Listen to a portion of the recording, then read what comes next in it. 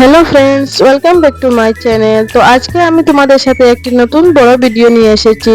যে ভিডিওটি শেয়ার করব সেটা হচ্ছে 11 মাস বয়সের জিশানের সারাদিনের রুটিন। তো আজকে সকালে ও একটু তাড়াতাড়ি ঘুম থেকে উঠে গেছে, আর ঘুম থেকে উঠার পরে কিন্তু সে অন্য খাবার খায় না, সে শুধু ব্রেস্ট ফিড করে। তারপর আমি তাকে বসিয়ে দিই কিছু খেলনা দিয়ে, আর আমিও কিছুক্ষণ ওর সাথে খেলি। আমি কিন্তু সকালে উঠার পরে ওকে খাবার দিয়ে প্রেশারাইজ করি না। তারপর আমি ওকে যে হোমমেড সেরেলাক আছে ওটা বানিয়ে খাওয়াই। তোমরা এটার ভিডিও চাইলে আমার চ্যানেলে দেখতে পারো। আর আমি সকালে ওকে ওটাই দিয়ে থাকি, কিন্তু প্রতিদিন এটা দেই না। ও কোনোদিন কলাও দিয়ে থাকি সকালে ম্যাশ করে। তারপর এখানে ঘরের মধ্যে যে কোনো জিনিস ধরে উঠে দাঁড়ানো, আর আমার মনে হয় শুধু ভয় লাগে যে পড়ে না যায়। তারপর আমি স্নান করানোর জন্য পানি গরম করে ওকে স্নান করিয়ে দিলাম।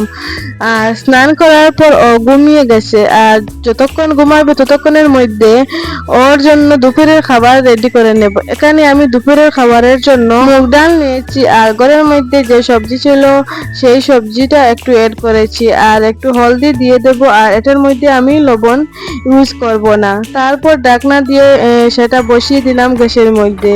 কিছুক্ষণ পর সেটা সিদ্ধ হয়ে গেছে। তারপর আমাদের জন্য যে ভাত বানিয়েছি সেটা একটু অ্যাড করে নেব ওর মধ্যে, আর গ্রাইন্ডারে গ্রাইন্ড করে নেব।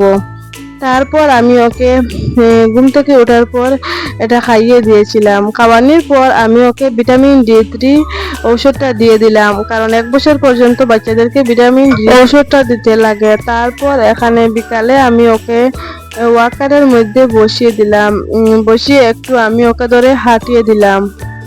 তো এটাই হলো জিশানের সারাদিনের ডে রুটিন। তো আজকের ভিডিওটা তোমাদের কাছে কেমন লেগেছে একটা সুন্দর কমেন্ট করে জানিয়ে দিও, আর একটা লাইক করে যাবেন, আর একটা সাবস্ক্রাইব করে যাবেন। তো বাই বাই।